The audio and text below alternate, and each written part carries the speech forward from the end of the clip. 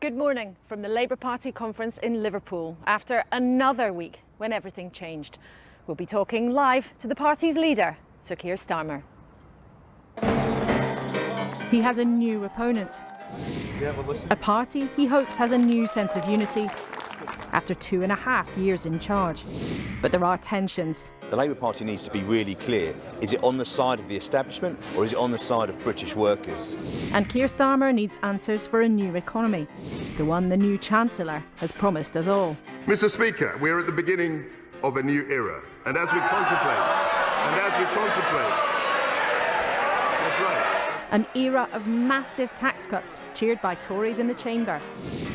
The markets took a dimmer view. That was the government. This morning, one big question. What would Labour's plans mean for you?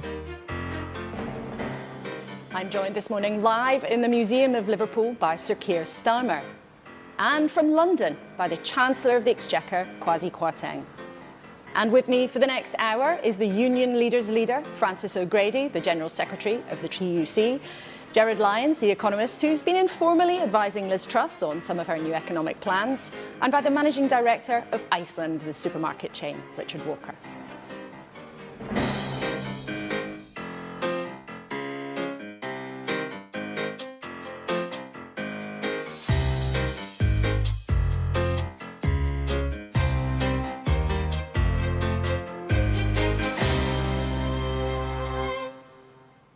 Good morning and a very warm welcome to you from Liverpool. It seems so much is in flux this week. We can't possibly cram it all in, but we want to have an honest conversation with our guests about the economy, about three things: about how the government gets its cash, where it spends it, and the effect that has on all of us. Now, Richard, through your business, you're in contact with thousands of customers every day.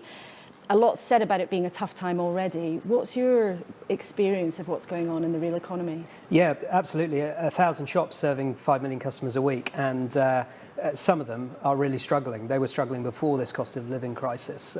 Now, you know, you can only think as bills are going up. So we see and feel and hear that on a daily basis. Stories of, you know, customers leaving items at the till and telling the cashier when to stop. You know, when it gets to a certain amount.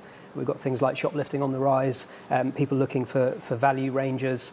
So you know, it's very real, and it's going to get tougher as we get into the winter months. Now, the government this week has come up with a very significant package of measures to try to improve the economy. We can take a look at the front pages this morning, which of course are looking in detail at what's been announced. I think we can look on the front page of the Telegraph and the Express, both talking about the economy. The Express says, "Chancellor, you ain't seen nothing yet."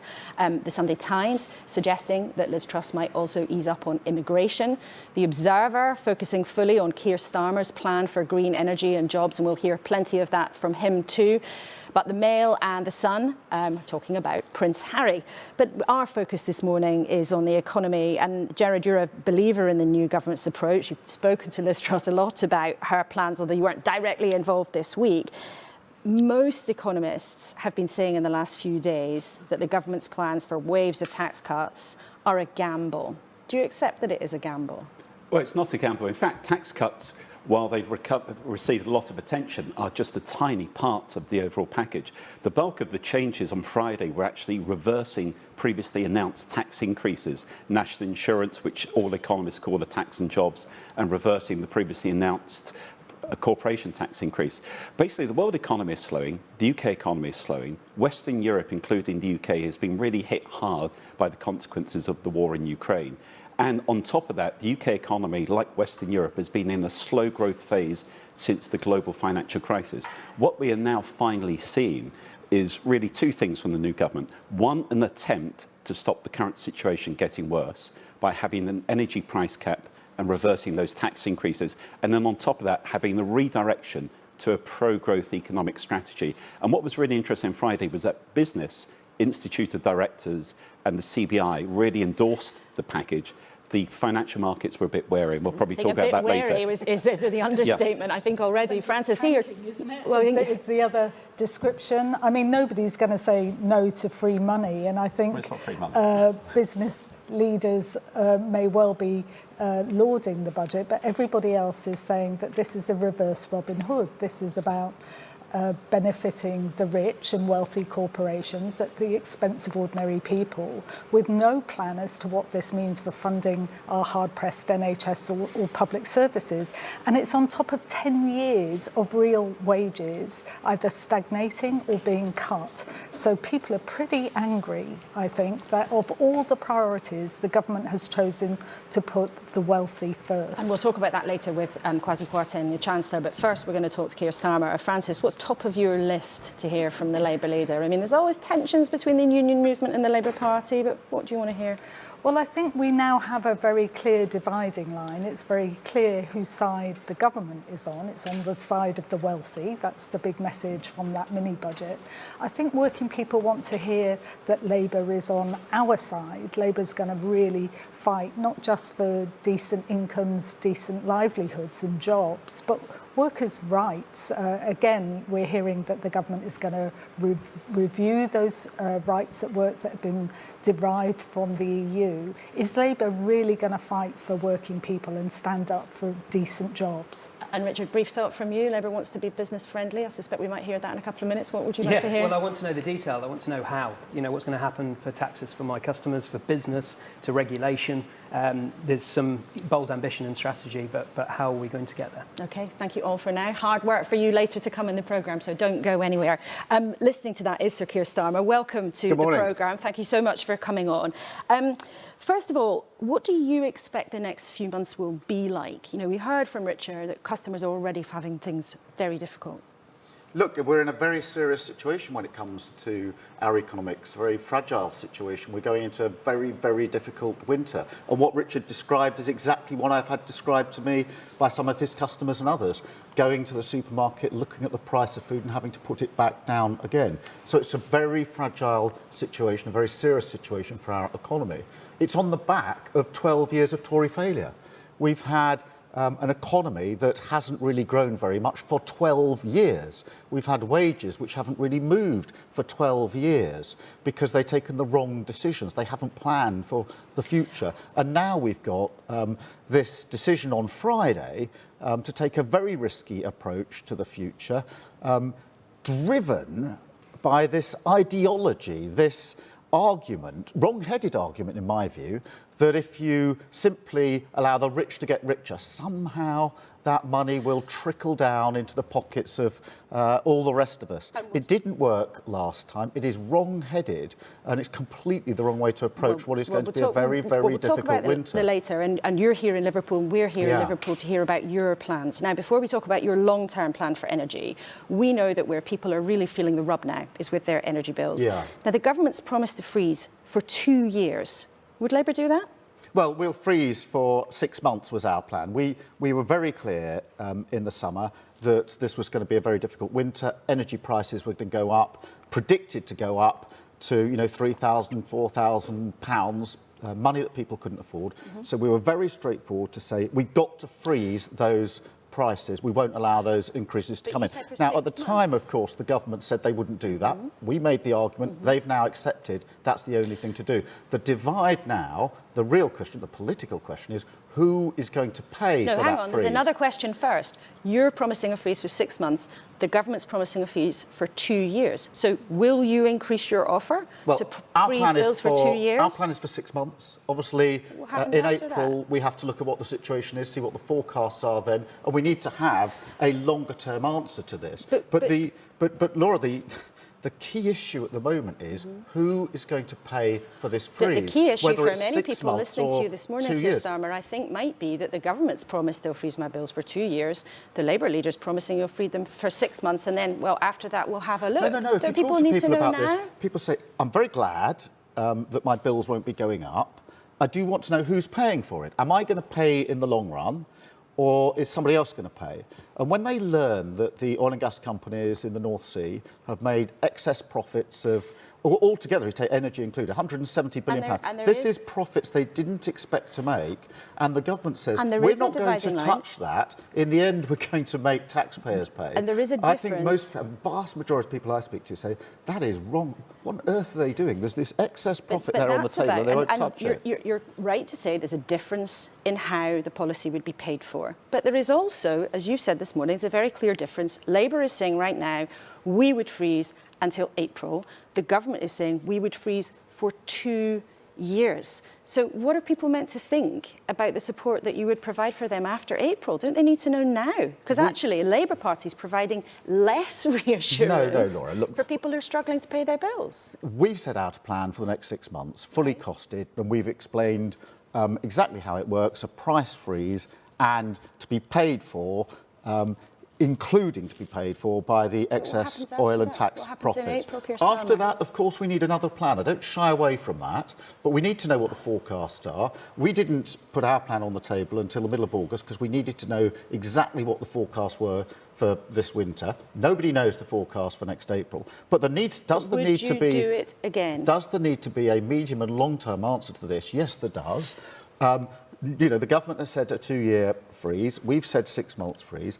But we've got to take a step back here because what we've seen with this government for 12 years is short-term, react to a crisis. We need to do much more ambitious things. At our conference last year, we're in Brighton then, I said we need a mission, a national mission, to insulate homes. 19 million of our homes are leaking energy, so they're paying their bills and leaking the energy.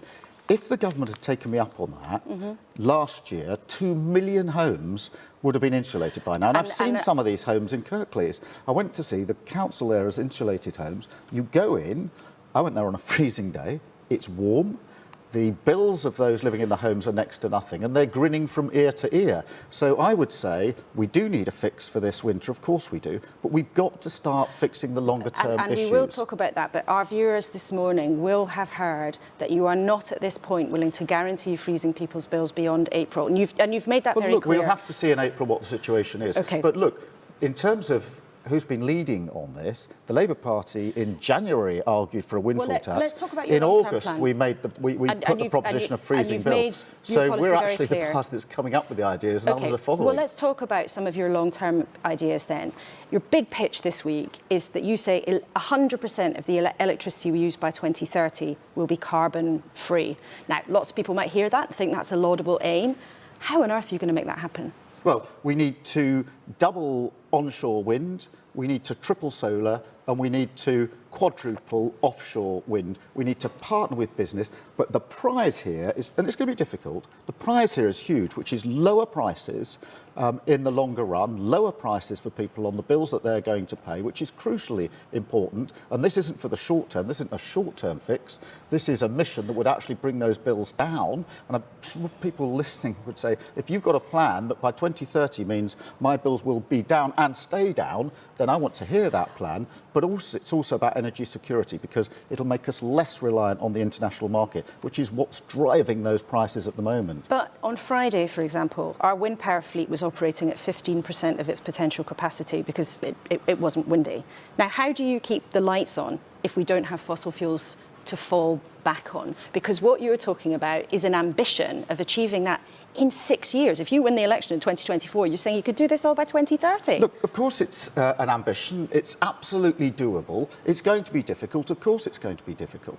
But one of the problems that we face is that over the last 12 years, the government hasn't done this. So if you come to wind turbines, they've as good as stopped onshore wind turbines in 2015. But this is about how you would make this happen between 2024 and 30 if you do that. Now, if renewables aren't reliable enough to provide 100% of electricity, I mean, nobody would think at this stage in the game, what do you fall back on? How do you keep the lights on? Well, you'd always have a transition with oil and gas, of course you would, but we've got to have the ambition to get off fossil fuels when it comes to our power.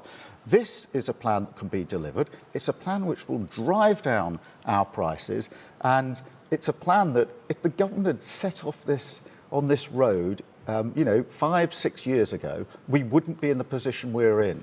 But in terms of what you're saying, though, are you absolutely adamant that there will be no reliance on fossil fuels by 2030? Or is it still there as a fallback? Well, it might be there as a fallback. It might be there as a fallback, right.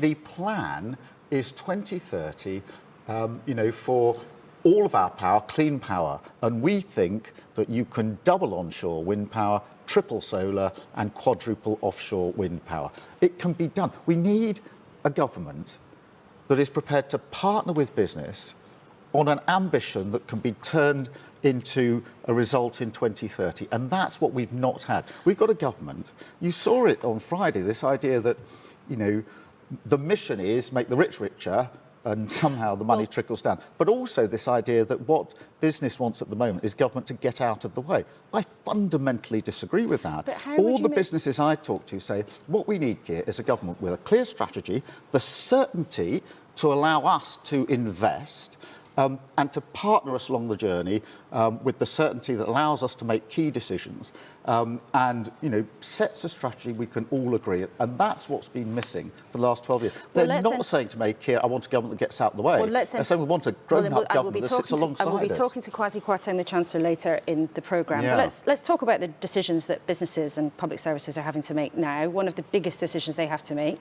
how to pay their workers. Should people in this country be able to expect their pay to rise in line with inflation? Well, look, of course people want their pay to go up. Wages have been... Question. Well, let me just... wages have been stagnant for 10 years or so. Prices are going up, and therefore it is completely understandable that so many people want their wages to go up to match.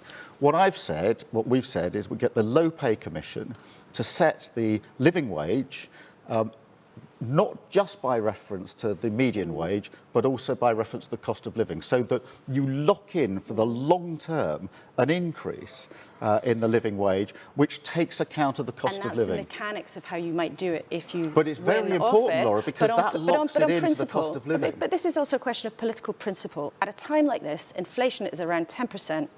Should people expect their pay to rise in line with that? It's a principal question, because at one end you've got teachers getting an offer of around 5%, nurses are asking for 12.5%. What's reasonable in your view? Well, look, it's reasonable for people to want a pay rise, and each of the trade unions involved in negotiating is negotiating the best deal that they think is right for their members in the particular sector. It's not for me to wade in and say, I think it should be this amount or that amount. That is the process that they're going through. So it's reasonable to expect it. If they don't, is it reasonable to go on strike? It is reasonable to expect that wages are set taking account of the cost of living which is going up, and that's what we will put in through the Low Pay Commission. That is a reasonable thing. But right now, do you back people going on strike if they do not get pay rises in line with inflation? Well, look, when people go on strike, it is a last resort at the end of negotiations, and I can quite understand how people are driven to that. They're really struggling to pay their bills. The negotiations have not succeeded, and they've taken, as a last resort, the decision to go on strike. And I support the right of individuals to go on strike. I support the trade unions doing the job that they are doing in representing their members. I want to see the strikes resolved, as do everybody who is on strike. They disrupt the public, but they're also, they hurt the people on strike because they're not being paid. So you're saying you are backing people going on strike when they are.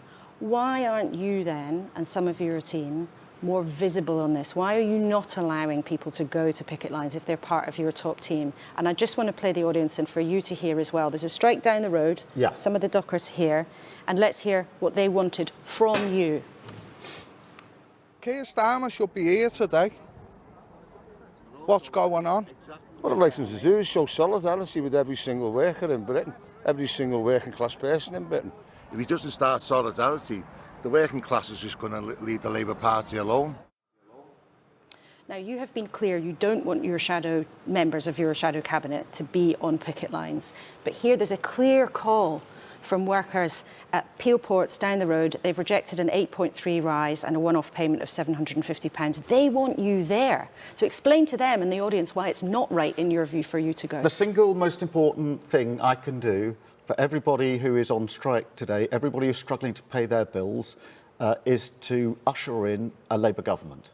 Because when we do that, we can have day one employment rights for every single person, including those we've just seen on the clips. rights in statute and a way of settling pay disputes with fair pay agreements. So the single most important thing I can do as leader of the Labour Party is to make sure that we have a Labour government. Why shouldn't that include being there yourself? Look, I work with the trade unions all the time. We've got a long history in our party of that link with the trade union movement, and it will be long into the future, that strong link.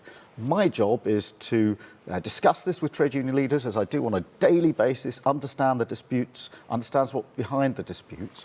But my job as leader of the Labour Party is not the same job as the leader of a trade union.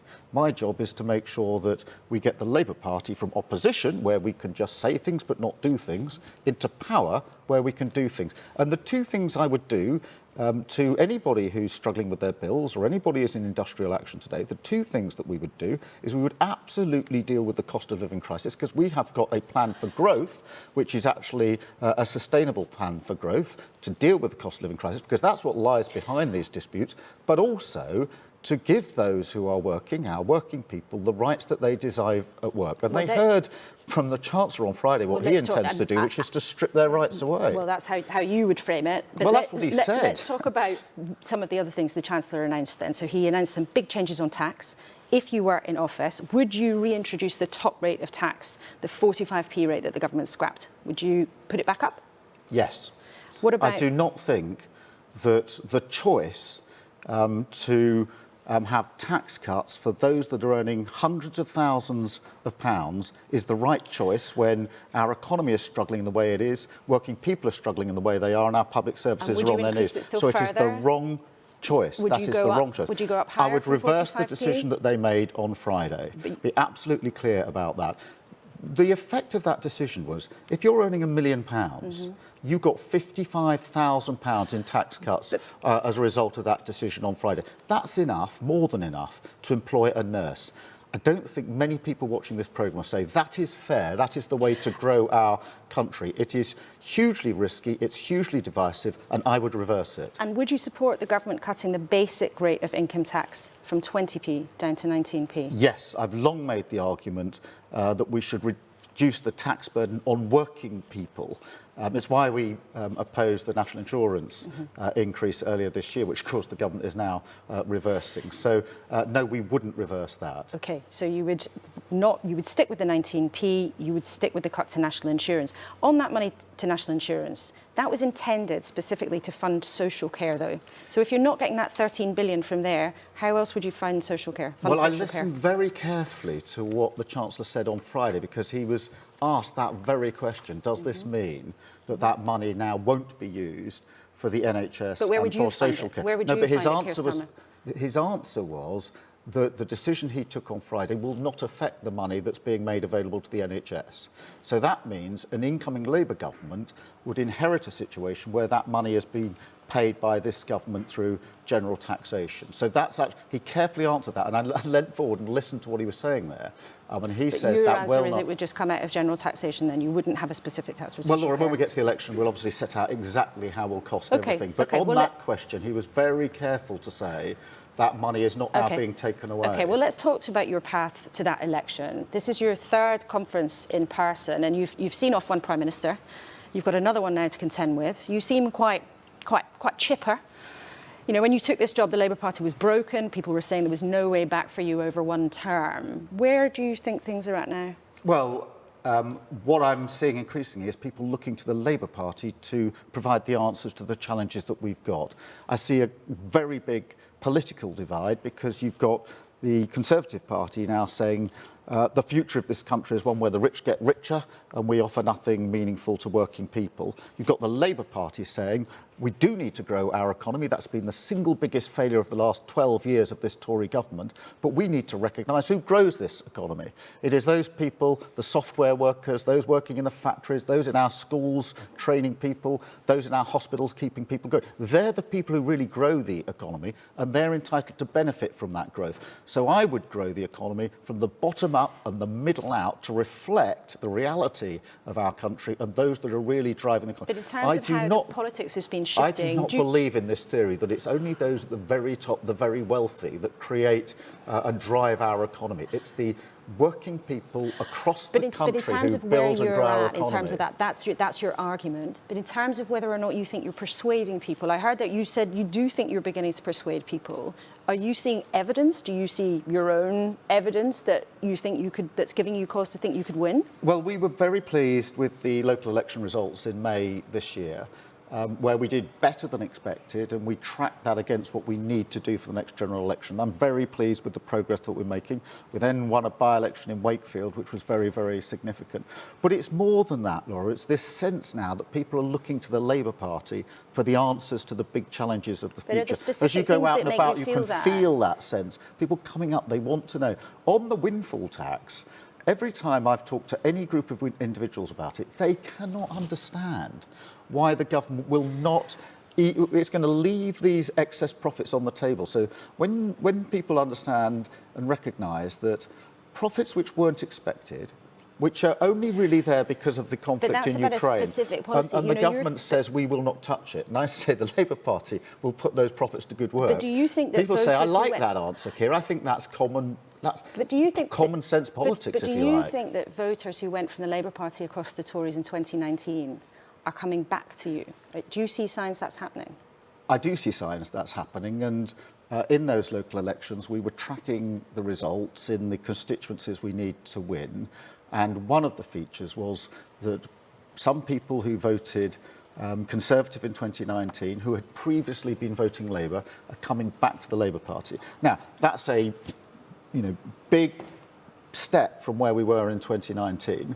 I'm not complacent. Every vote has to be earned. We need to do much more, but are we heading in the right direction? Yes. And something's happened in the Labour Party this year, which is the hope of a Labour government has turned into a belief in a Labour government. And that change, that switch, is worth its weight in gold. And if you consider where we were in 2019, to now be in a position where there's a belief that Labour will win the next general election is real progress for our party. So you sound pleased that you think you're becoming more popular, but Liz Truss interestingly said when she became Prime Minister that she was willing to be unpopular.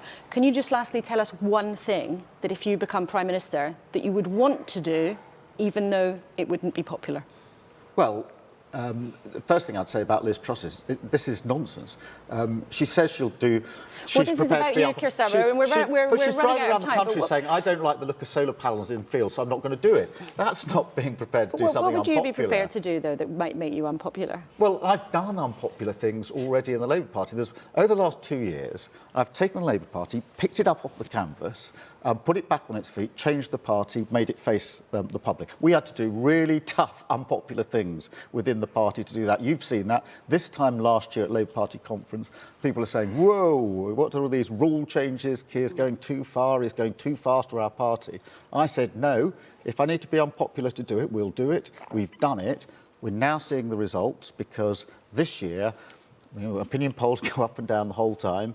But we've seen hard evidence in those votes in the May elections that people are not only looking at Labour again, they're beginning to believe in Labour again. We need to push on from here. There's more to do. I'm not complacent. Every vote has to be earned. Okay. But we've come a long way. OK, Keir Starmer, thank you very much indeed for coming to talk to us this morning ahead of a very busy week for you. Thank you so much.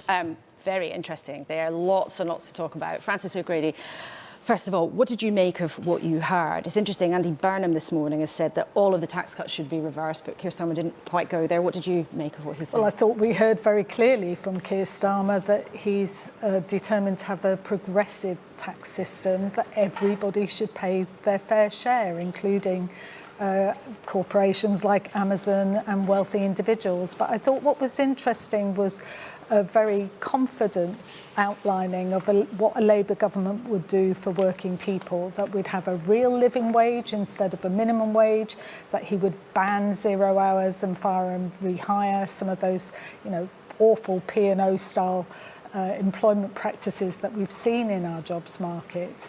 And I think a message, no doubt he'll be amplifying at conference, that the biggest act of solidarity with working people would be to get a Labour government in power. But just on that narrow point, because it has got some people excised in the Labour movement, and we heard from those striking workers who wanted to see Keir Starmer down on the picket line. Does it matter to you as a union leader that he is very clear he doesn't think that he and his team should be doing that? What matters to me is the fact that we've got workers on strike in the docks who work for a parent company that has got £30 billion of profit this year, and they're saying they can't afford to give those workers an inflation-proofed pay rise. That, I think, is disgusting, and what we want is a bit of passion and a bit of pointing out that that is plain wrong, that working people deserve a fair share of the cake and some dignity at work. So Okay. I just want to hear that message of pride in our working people for standing up for decency, and pride in our unions for representing them against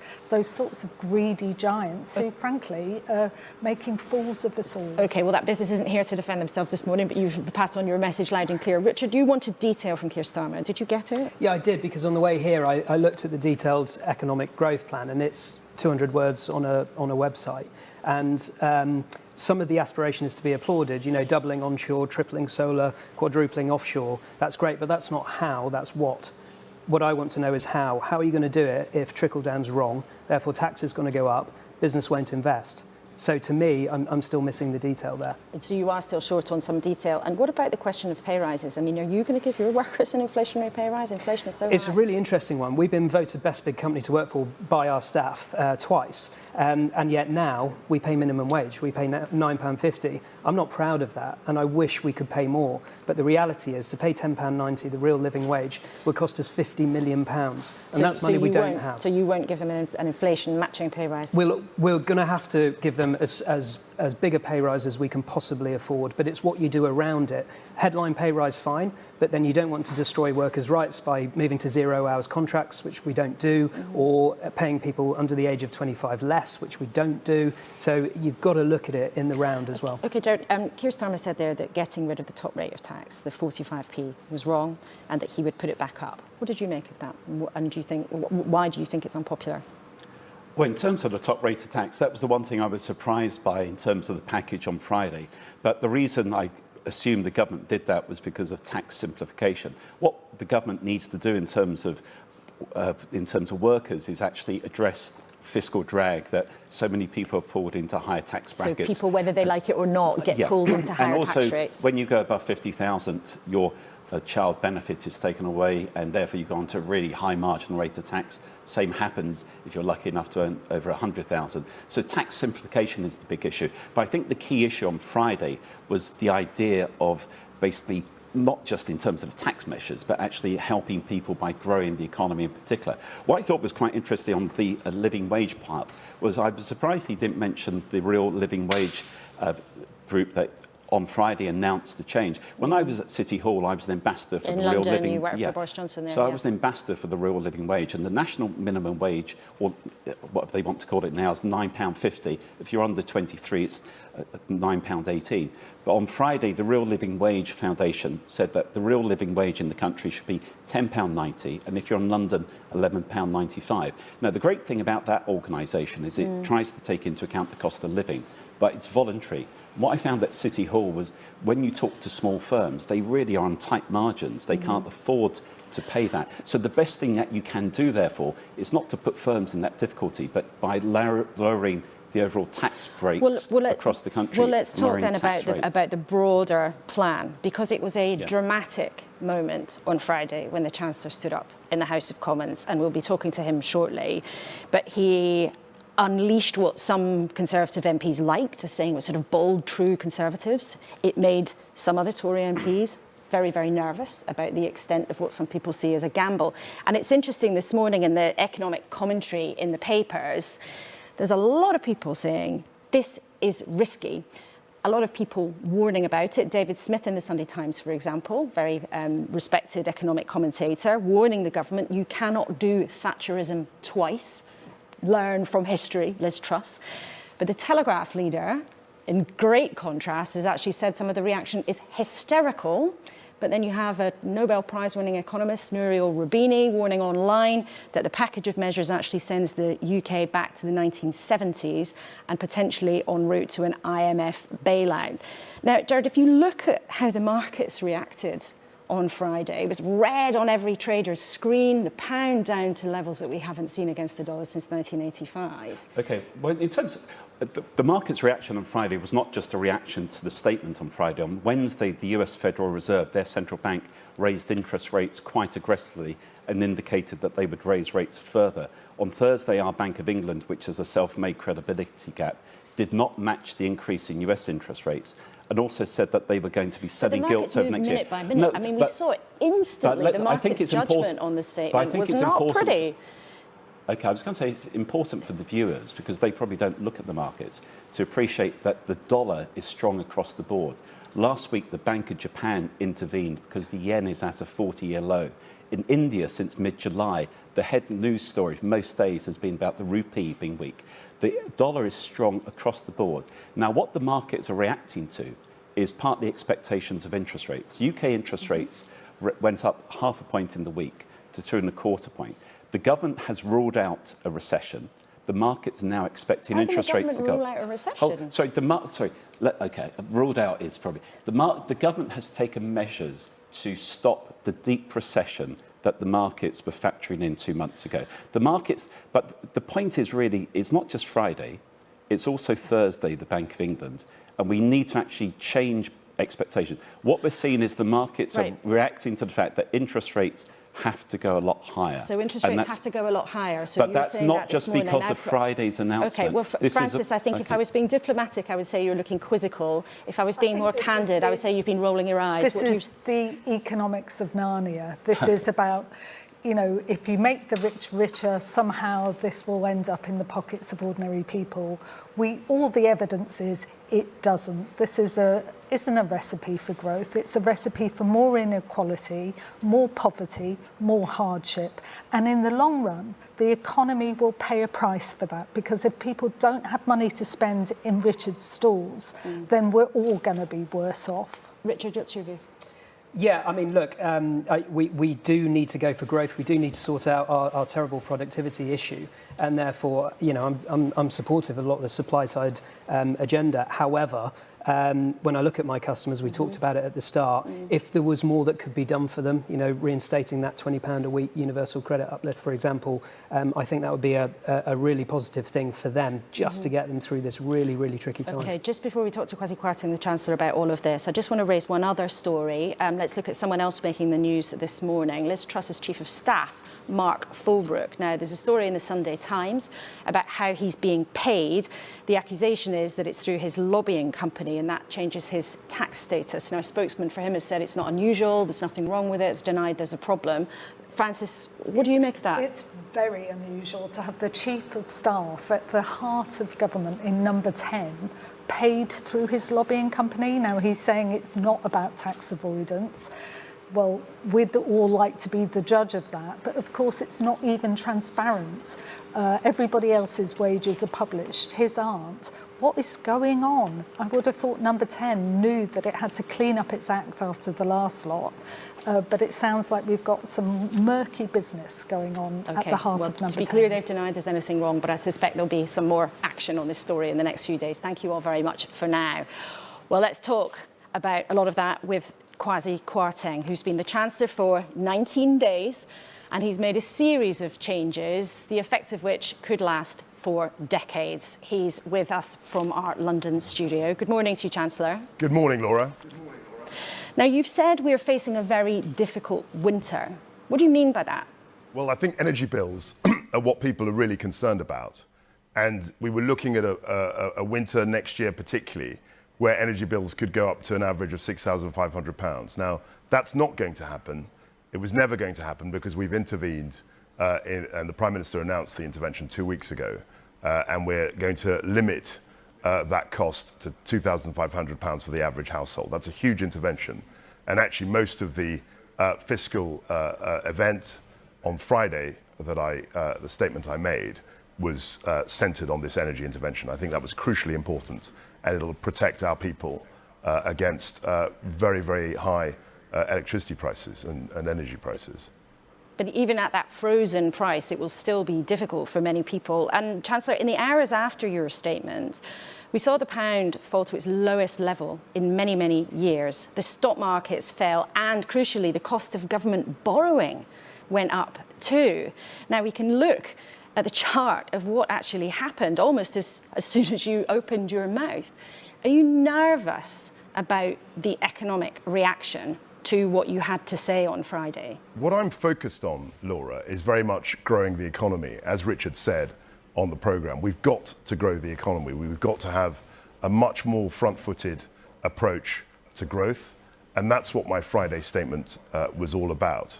I think that if we can get some of the reforms that Richard was talking about, if we can get business back on its feet, we can get this country moving and we can grow our economy. And that's what my focus is 100% about. But as the man who's the steward of our economy, of how we all make our living, of how the government pays its way, you must have been nervous, surely, when you saw that kind of reaction. I've always been focused on the longer term and the medium term, and I think it was absolutely necessary that we had a long-term growth plan. I haven't heard anything about a growth plan from Labour. I think it was 200 words on a website. But we're very, very focused on making sure that people get more of their own, keep more of their own money. And what was unacceptable and unsustainable was the idea that we were going to have a 70-year tax high, tax being 70 years, a 70-year high, and that we could continue simply raising taxes. That was unsustainable, and something had to change, and I'm very pleased that we changed that. And we will talk about that, but our viewers will have seen very dramatically what happened in response to your statement on Friday, directly. What happens if the pound continues to slide like that? So what you know is that as Chancellor of the Exchequer, I don't comment on market movements. What I am focused on is growing the economy and making sure that Britain is an attractive place to invest. And so that it's a competitive global arena. And we have to show that this country is open for business and that we're driving growth. And that's what my Friday statement was all about. But if people aren't nervous about what happened, they might be confused, because the Bank of England are trying to cool the economy down by raising interest rates. You've cut billions and billions of pounds of tax, which is going to heat things up. You're putting money into the economy while the bank's trying to calm things down. Now, that's confusing, isn't it? Well, How's that going to work? There are two different things here. Firstly, the bank is responsible for monetary policy, which is interest rate movements, and they're tasked to deal with inflation. And I'm speaking and working closely with the governor on that, and he's independent and he's making decisions. But the second thing, in terms of the fiscal approach that you mentioned, has to be put into a context. We had two multi-generational, unprecedented events. We had the COVID-19 pandemic, which emerged at the beginning of 2020. And we also had Putin's invasion of Ukraine, where he's essentially tried to blackmail Europe and turn off gas supply. There's no way that a government shouldn't respond in a fiscally expansive way, in a way that we could support the economy, support our people through these two unprecedented shocks. They're once in a 100-year events. I mean, the COVID pandemic was a once in a 100-year event, and Putin's invasion of Ukraine is a once in a 70-year event. And we had to respond in a generous way to those. Put money to help people pay with their bills. But aren't you worried, though, about the impact of your wave upon wave of tax cuts, which will put money into the economy? Are you not worried about inflation? I mean, because you say the Bank of England is independent, that's absolutely correct, but they don't work in isolation from the rest of the economy, and they're deeply worried about inflation. Are you not? So they don't work in isolation, and that's why I've said that I will see the governor twice a week, and we share ideas. But of course, he's completely independent. But in terms of our approach, there was no way that we were going to get more growth by simply increasing taxes and taking more of people's money. And that was the response that the Prime Minister and I debated. We talked about it, and we thought we've got to change tack. We've got to allow people to keep more of their... Are you worried about inflation? Are you worried about how inflation is eating away at everybody's wallet, whether they're a family trying to make ends meet or a business trying to pay their staff and pay for their raw materials? Are you worried about the level of inflation? I'm confident that the bank is dealing with that. But also what perplexed me was the fact that You don't deal with people's rising cost of living by taking more of their money in tax. I mean, this was a totally perverse argument. And no other G7 country is lifting up taxes while dealing with the cost of living. It doesn't make any sense. Now, the big thing that you've done to try to help people with the cost of living is, as you've said, a big intervention to freeze people's energy bills for 2 years. It's going to cost £120 billion a year to do it. You're borrowing hugely to do that. Is it an open-ended promise? So what I said was that it would cost 60 billion in the first 6 months. And what you've done is just double that. But of course, we don't know where the gas prices will be. And I think the liquidity scheme, the liquidity scheme that I announced on Friday, which we're working with the bank to deliver, means that I think it's likely that what they call the forward curve, the forward prices, may well be lower. But there's no way that you or I or anyone else can predict what the cost of that will be. But how much borrowing would be too much? I mean, I suppose the question is really, would you be willing to keep borrowing at that level to keep paying people's bills? Obviously, you can't borrow forever. And that's why on Friday, I was very specific, very careful to say that we're going to have a medium-term fiscal plan. But what I am convinced of is that we have two unprecedented shocks to the economy. The COVID-19 pandemic was a once-in-a-100-year event, and the illegal invasion of Ukraine was a once-in-an-80-year event, and we had to respond. You just said there, Chancellor, and as a Conservative, you just said there that there has to be a limit on borrowing. What is the limit on borrowing? How much is too much? All I would say on borrowing is that we've managed to respond to two, what they call exogenous shocks, two things that were not in our control and were of unprecedented scale. And that was absolutely the right thing to do. Obviously, I will be setting out plans for the medium-term fiscal plan, as we're calling it, that will show that we're committed to net debt to GDP to be falling over time. And I'll have more details about that. Chancellor, but as a Conservative Chancellor, you won't put a limit on borrowing. What I'm not going to do, Laura, is to say that if there is an exogenous extreme event, I can't possibly say that we won't borrow to deal with that. And that's what we've done. That's why we have borrowed in the way we have. But even after all that, viewers should know that if you look at the G7, the 7 countries that are economically at the top, as it were, the most advanced economic countries, our net debt to GDP is the second lowest. So the US, France, Japan, Italy, all have far more debt to GDP. Well, but we're disciplined. You sound quite relaxed about that, because there are lots of Conservatives who actually look at the cost of borrowing and look at the cost of all of the plans that you announced on Friday and are actually very, very worried about what's going on. But you've made your position very clear. I'm very clear about that, and I'd like to speak to colleagues about this. I think, in a difficult environment, I think we're acting responsibly in our focus on growing the economy and also trying to have a medium-term plan. Well, let's talk about the effect on our viewers. And let's talk about the effect then on our viewers and people listening to you this morning.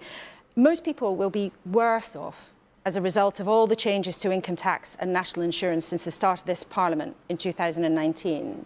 Does that matter? I think it does matter. And what we've tried to do, and that's what the Prime Minister campaigned on, was that we couldn't have 70-year tax highs. It didn't make any sense. And that's why on Friday I've reversed that. And I want to keep doing that. I want people, as a Conservative, I want people to keep more of their own money. I don't believe, like Labour, that we can just tax our way to prosperity. That's never happened. I really believe that people, businesses, should be allowed to thrive. And that was what Friday was all about. But you've made the choices to give more money back to people at the very top. Is it a good time to be rich in the UK? What I'm focused on is tax cuts across the board. And that's why we brought forward the 1p cut in the basic rate, which I'm not sure what Labour are going to do about that. I think Andy Burnham was suggesting that they would reverse that, which it poses more burdens on ordinary people. And that's why... You just said you wanted to focus it across the board. It is absolutely the case that the changes you have made, the tax cuts you will bring in, favour overwhelmingly people at the very top. They favour people right across the income scale, and that's what's most important. Actually, one of the things that I really did agree with Sir Keir about is that It's British people that are driving economic growth, but many people, most people actually, work in businesses. The interests of a small business owner or a small business operator are absolutely aligned with the people who work in those businesses. We need to create jobs. Saying this phrase across the board, only people who earn more than £155,000 will be net beneficiaries of what you set out. That's not true. I mean, if we look at the fact that That's since 2019. If you put what you announced on Friday together with what this government has done since 2019, that is the case. So looking at the Friday statement, we've actually put more money into people's pockets. That's why we've reversed the national insurance increase, which I think was not a good policy, and we've reversed that. And also we're bringing forward the cut in the basic rate, and there's more to come. We've only been here 19 days. I want to see over the next year people retain more of their income, because I believe that it's the British people that are going to drive this economy, and that's why I want people to retain more of the income that they earn. Well, that's very interesting. So you've made clear that just then that this is just the start. Are you, as not a new government, but a new version of the Conservative government that's been in power for a long time, are you prepared to think what might have seemed unthinkable to your former colleagues if it means the economy gets growing? It's absolutely our focus. The only way that we're going to pay for our public services in the future, the only way that we're going to have the kind of economy and society we want, is by growing this economy. And that's what I and the Prime Minister and the government are 100% focused on. So let's talk about some specifics then. Would you be prepared to relax immigration rules, for example, if it makes it easier for business to grow? It's not about relaxing rules. The whole point about the Brexit debate, if we want to go down there, was that we need to control immigration in a way that works for the UK. And that's what the PM and the Home Secretary are totally focused on. But within the concept, add jobs, but would you add occupations to the list of people who can come in if business are required, if business needs them? So the Home Secretary will be making an update on immigration policy. I flagged that. I signalled that on Friday, and she'll be making a statement in the next few weeks. So that almost sounds like a yes, Chancellor. No, it doesn't sound. Like a yes. It sounds like me saying that the Home Secretary will make a statement in the next few weeks. But we have to grow this economy. What about allowing businesses to ask their staff to work longer hours, perhaps scrapping the working time directive, which restricted the number of hours that people can do? Would that be a good idea if it gets the economy growing? I think, as Laura, we're 100% focused on growing the economy. I, as Business Secretary, was very clear That's about why I'm asking you, if you want to grow the economy, would that help? Would that help business get going? And the measures that we had, I thought we might discuss, would be the things that I announced on Friday. Other cabinet colleagues will be making statements in the next few weeks, and I'm sure you'll be able to ask them about the details of their specific responsibilities. But it's interesting, you said a few minutes ago that this is just the start, and there is some expectation, a building expectation that actually you want to be a radical government that will be prepared to do things like scrapping the working time directive, or perhaps relaxing some of the environmental rules if it means that people can build houses, if it means that young people who are desperate to try and get on the property ladder have got more access to houses being built. We're not going to relax environmental rules. I mean, what the Prime Minister and I have focused on is the process. Too often in this country, the process just takes too long. Doesn't mean that you change the standards, but the actual process of the paperwork and actually getting consents is taking too long. And that, as you'll appreciate, is an obstacle to growth. We've had a number of years since the Brexit vote, as you know, and I think it's really time now to focus on growing our economy and making sure that growth is in itself is a great thing, but the whole point about it is that we can have the society, the economy, and particularly the public services that we expect to see, and that's why I'm passionately concerned about growing this economy. For the vast majority of people watching at home this morning, they had no say in any of these plans because Liz Truss was elected by the Conservative Party rather than by the country. What makes you and her sure that this is what people want, that they want an economy with tax cuts, that they are willing to see the government run up lots of borrowing again? Why do you think the country wants what you're putting forward? I think it was very clear to me that people don't want to see the tax burden going up indefinitely. When you have a tax system, a tax burden today, which is higher than at any time in the last 70 years, people begin to worry, and business begins to worry, and says, what are the incentives to activity in this economy? How do we invest and grow? Why should I set up a business, or why should I employ people, or why should I even go to work if I'm being taxed to a very, very high degree? And I wanted to change that narrative. I wanted to change that direction, and I'm very pleased to see that business groups have welcomed a lot of the measures, many of the measures. But it's very interesting. On Friday. It's very striking, though, to hear you use phrases like, this is just the start, this is just a change of direction, and yet what you and Liz Truss are putting forward is not what Conservative voters chose in 2019, and the number of people who voted for Liz Truss in the Tory leadership contest is roughly the capacity of Aintree down the road on race day.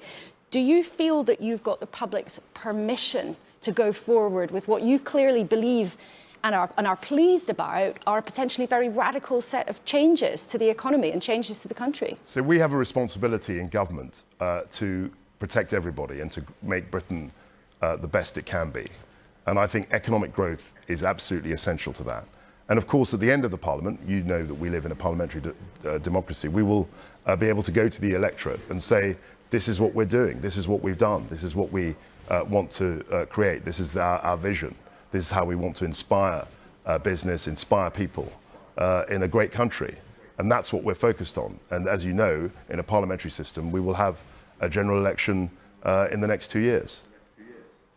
Very briefly, Chancellor, just before we close, do you know if the Prime Minister's Chief of Staff, Mark Fulbrook, is being paid through a lobbying company? And if he is that the right thing? I don't know anything about Mark's arrangements. I think he's a great professional. I think he's someone who has enhanced our government. He's a great person to work with. But I don't know anything about his remuneration and how that's organised. OK, Chancellor Kwasi Kwarteng, thank you so much for talking to us after an extremely busy week for you. And we hope you come back on the programme soon. Thank you. I hope so much. Thank you so much. Now, I hope we can see each other face to face, as it were. Well, I think we'll have the programme in Birmingham at the Conservative Party conference next week, of course. We'll be there asking questions. Thank you for your time this morning. Thank you. Well, a lot in that. Richard, what did you make of it? He repeatedly said business was pleased. This is what business wanted. Yeah, and it is pleasing, a lot of it. I mean, the energy cap for consumers rightly is very important, but actually for business is essential. And I'll give you a real world example. What levelling up is actually about is jobs on high streets. And all we want to do is open shops, invest in local communities, create jobs and pay tax. We had to pause all of that because of these wild fluctuations. Now we can restart that because at least we have certainty on our energy costs. The other element is about getting government out of the way, contrary to what Keir was saying. Actually, local planning is so bureaucratic and onerous that actually every single one of our 30-year new stores is delayed because we can't get the permits to open. Gerard, were you heartened? Yeah, well, since 2008, the global financial crisis, Western Europe, including the UK, has been in a low growth phase. That low growth phase led the Treasury a decade ago to say to get the finances in shape, austerity was necessary. That was wrong at the time. It led them to say, in the same way, because of the low growth, we needed to have tax increases in recent years. That too was wrong. What we now have is Chancellor and Prime Minister saying we need a pro-growth strategy. And the key thing about that is it raises the trend rate of growth. Taxes are just part of this. But the key thing you keep asking about the public finances, the thing that would have blown the public finances out of the water would have been if we had a deep recession. We're not going to have a deep recession. That's not going to happen. But the key thing is, it's not just about taxes, it's about investment, innovation, infrastructure. Okay. Renewables was mentioned. And we're very, very, very short on time, so it'd be great if you come back another time and we can have another discussion. But Francis, very final word to you. We've already got the lowest corporation tax in the G7 and the lowest growth and the lowest increases in wages. So I don't think that's been a great prescription. But the Chancellor didn't answer. How is lifting the cap on bankers' bonuses and driving down nurses' and teachers' pay and attacking workers' rights, how is that going to help build growth? And if we want fair growth, you have to build that on decent jobs and strong rights for working people. OK, we must leave it there. All three of you, thank you so much for being with us this morning. I think it's going to be a pretty testy party conference season and maybe a pretty testy few months, because in the last 60 minutes, it's been obvious, hasn't it, that the gap between our two big political parties is getting wider. the difference between how they'd run the economy is getting greater. The government's accused by many of taking major risks with the country's livelihood. But the Chancellor just told me this is the start. There will be more measures to come. Keir Starmer said he would reverse some, but not all of the measures the government has taken. These aren't just the early skirmishes, but I think the shape of the argument that is going to run at full pelt all the way to the next election. Of course, we'll be here every week to talk about all of that. And next week, we'll hear from the Prime Minister herself in Birmingham, explain more of what's next for the country and more of her vision. You can catch up with anything you missed today on the iPlayer. Hope to see you next week in Birmingham. Goodbye.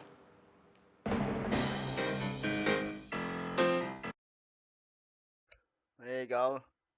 As I said, I'll be back tomorrow with normal resuming now that the fucking whole Queen thing's gone away. Jesus fucking Christ. Anyway, thankfully. So, Monday till Thursday. Expect Political Liars to be back. In good order. But yeah, and Sundays back with fucking Toryberg, I suppose. Anywho, hope you enjoy your Sunday and shit. Have a good